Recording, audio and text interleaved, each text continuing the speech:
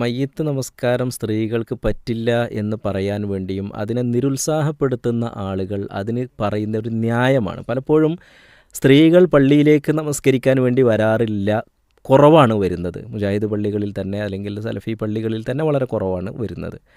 സൗകര്യമുള്ളിടത്ത് വരികയും ചെയ്യുന്നുണ്ട്. എന്നാൽ അധികവും ഈ വീട്ടിൽ ഒരുമിച്ച് കൂടിയ സ്ത്രീകൾക്ക് അവിടെ നമസ്കരിക്കാനുള്ള ഒരു സൗകര്യം ഏർപ്പെടുത്തി കൊടുക്കുന്നതാണ്. പലപ്പോഴും മയ്യത്തിൻ്റെ കുടുംബാംഗങ്ങൾ വളരെ വിഷമിച്ചും ദുഃഖിച്ചും ഇരിക്കുന്ന ആളുകൾ ഇനി മയ്യത്ത് നമസ്കരിക്കാൻ പള്ളിയിലേക്ക് പോവുക, പുരുഷന്മാരോടൊപ്പം നമസ്കരിക്കാൻ വേണ്ടി അങ്ങോട്ട് പോവുക എന്നൊക്കെ പറയുന്നത് ഒരു പ്രയാസകരവുമാണ്. അപ്പോൾ അതിനാണ് അവർക്ക് ആ വീട്ടിൽ തന്നെ നമസ്കരിക്കാനുള്ള സൗകര്യം ചെയ്തു കൊടുക്കുന്നത്. ഇത് നിരുത്സാഹപ്പെടുത്താൻ വേണ്ടി പറയുന്നതാണ്. പുരുഷന്മാർ ഒരുമിച്ച് നമസ്കരിക്കുന്നതിന് മുമ്പ് എങ്ങനെ സ്ത്രീകൾ നമസ്കരിക്കുക, പുരുഷന്മാരല്ല ചെയ്യേണ്ടത് എന്നത്. സത്യത്തിൽ അങ്ങനെ ഒരു കാര്യം തന്നെയില്ല. മയ്യത്ത് നമസ്കാരം എന്ന് പറയുന്നത് ഫർള് കിഫായയാണ്. ഒരു മനുഷ്യൻ നിർവഹിച്ചാൽ അത് ആ ഒരു മനുഷ്യൻ എന്നത് ആണ് തന്നെയാകണമെന്നില്ല.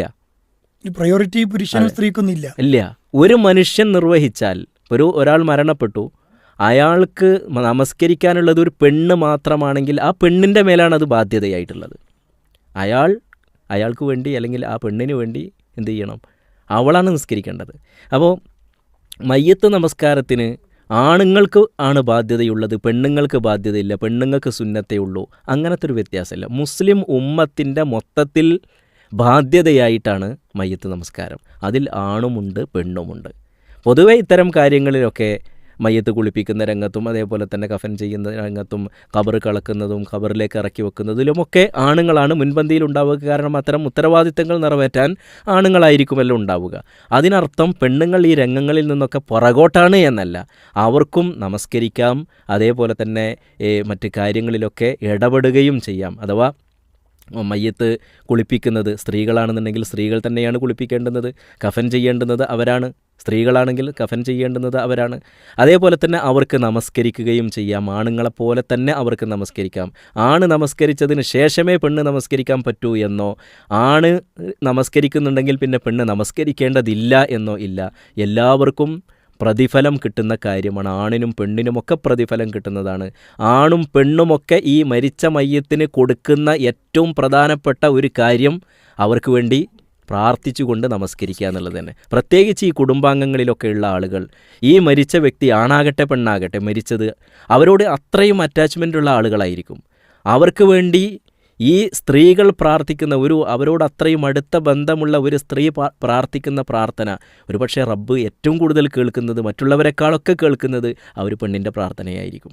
അതുകൊണ്ട് അടുത്ത ബന്ധുക്കൾ ഒരിക്കലും നിരുത്സാഹപ്പെടുത്താൻ പാടില്ലാത്ത ഇത്തരം കർമ്മശാസ്ത്രപരമായ മുൻഗാമികളായ ഇമാമിങ്ങൾ പരിഗണിച്ചിട്ട് പോലുമില്ലാത്ത കാര്യങ്ങൾ പറഞ്ഞുകൊണ്ട് ഈ സൽക്കർമ്മങ്ങളിൽ നിന്ന് പിന്തിപ്പിക്കുക എന്ന് പറയുന്ന പ്രവർത്തനം മഹല്ലത്തിൻ്റെ ഉത്തരവാദിത്തമുള്ള ആളുകളും അതേപോലെ തന്നെ മഹല്ലിലെ പണ്ഡിതന്മാരും നിർത്തിവെക്കണമെന്നാണ് നമുക്ക് ജനങ്ങളോട് ആവശ്യപ്പെടാനുള്ളത്. അതുകൊണ്ട് ആർക്കും ഈ മരിച്ച മയ്യത്തിന് വേണ്ടി ഒന്ന് പ്രാർത്ഥിക്കാൻ എനിക്ക് അവസരം കിട്ടണം എന്നുള്ള ആ ഒരു രംഗത്ത് അവരെ അതിൽ നിന്ന് തടയുന്നത്, അവൾ പെണ്ണായി എന്നതിൻ്റെ പേരിൽ തടയുകയും അതിനു മുമ്പ് ആണുങ്ങൾ നിസ്കരിച്ചിട്ടില്ല എന്ന ന്യായം പറയുകയും ചെയ്യുന്നത് ഒരിക്കലും ശരിയല്ല എന്നതാണ് നമുക്ക് മനസ്സിലാക്കാൻ പറ്റുന്നത്.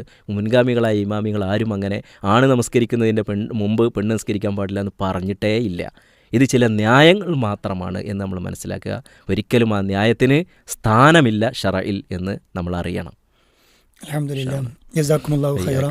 നമ്മുടെ നാട്ടിൽ കണ്ടുവരുന്ന ഒരുപാട് തെറ്റിദ്ധാരണകളിൽപ്പെട്ട ഒരു തെറ്റിദ്ധാരണ കൂടിയാണ്. പൊതുവെ സലഫികളുടെ വീടുകളിലൊക്കെ ഇത്തരത്തിൽ സ്ത്രീകൾ നമസ്കരിക്കാറുണ്ട്. പക്ഷെ മറ്റു വീടുകളിലും സ്ത്രീകൾക്ക് ആഗ്രഹമുണ്ട്, പക്ഷെ മഹല്ലത്ത് അംഗീകരിക്കുന്നില്ല. അപ്പം അത് മഹല്ലത്തിൻ്റെ ഉത്തരവാദപ്പെട്ട ആളുകൾക്ക് കൂടിയുള്ള ഒരു നിർദ്ദേശമായി കണ്ട് അതൊരു സതുപദേശം എന്നുള്ള നിലക്ക് സ്വീകരിക്കണമെന്നാണ്.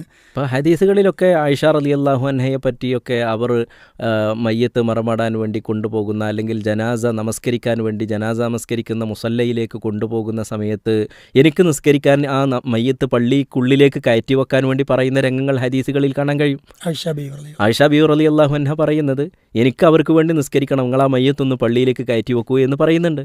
അപ്പോൾ പള്ളിയിലേക്ക് കയറ്റി വെക്കാൻ വേണ്ടി പറയുകയാണ്, അവർക്ക് നമസ്കരിക്കാൻ വേണ്ടി. പലപ്പോഴും നബിയുടെ കാലഘട്ടത്തിലൊക്കെ നമസ്കാരം പള്ളിക്ക് പുറത്തുള്ള മുസല്ലയിൽ വെച്ചിട്ടായിരുന്നു നമസ്കരിച്ചിരുന്നത്. അപ്പോൾ ആയിഷ റളിയല്ലാഹു അൻഹയ്ക്ക് നമസ്കരിക്കാൻ വേണ്ടി മാത്രമായിട്ട് പള്ളിക്കുള്ളിലേക്ക് കയറ്റി വെക്കുന്നത് അവരാവശ്യപ്പെടുന്നത് കാണാൻ കഴിയും. അപ്പോൾ പെണ്ണിന് എങ്ങനെ നിസ്കരിക്കാൻ അവകാശമില്ല എന്ന് നമ്മൾ പറയാം. നമ്മുടെ ഉമ്മ ആയിഷ റളിയല്ലാഹു അൻഹ നമസ്കരിക്കണമെന്ന് ആവശ്യപ്പെടുകയും സ്വഹാബത്ത് ഒന്നടങ്കം അത് അംഗീകരിക്കുകയും ചെയ്തിട്ടില്ലേ? അപ്പോൾ എങ്ങനെയാണ് ഈ പറയുന്ന പ്രമാണങ്ങൾക്കൊക്കെ വിരുദ്ധമായിട്ട് ചില ന്യായങ്ങൾ പറഞ്ഞുകൊണ്ട് സ്ത്രീകളുടെ നമസ്കാരം നമ്മൾ തടയുക? പലപ്പോഴും പെണ്ണുങ്ങൾക്ക് നിസ്കരിക്കണമെന്ന് അറിവ് പോലുമില്ല, ഇത് ആണുങ്ങൾ മാത്രം ചെയ്യേണ്ട ഒരു പണിയാണ് എന്ന ഒരു ധാരണയാണ് പല പെണ്ണുങ്ങൾക്കും ഉള്ളത്. അവർക്കും കിട്ടേണ്ട പ്രതിഫലം അവരും കൊടുക്കേണ്ട ഒരു ബാധ്യതയല്ല ഈ മയ്യത്തിന് അവരുടെ പ്രാർത്ഥന കൊണ്ട്. അതാണല്ലോ മയ്യത്തിന് വേണ്ടിയുള്ള നമസ്കാരം എന്ന് പറഞ്ഞാൽ പ്രാർത്ഥനയാണ്. അപ്പോൾ അവരുടെ കൂടി ഒരു ബാധ്യതയാണ് എന്ന് അവർ മനസ്സിലാക്കുക. അവർക്ക് കിട്ടുന്ന ഒരു പ്രതിഫലത്തിൻ്റെ മേഖലയാണ് എന്നും അവർ തിരിച്ചറിയേണ്ടതുണ്ട്.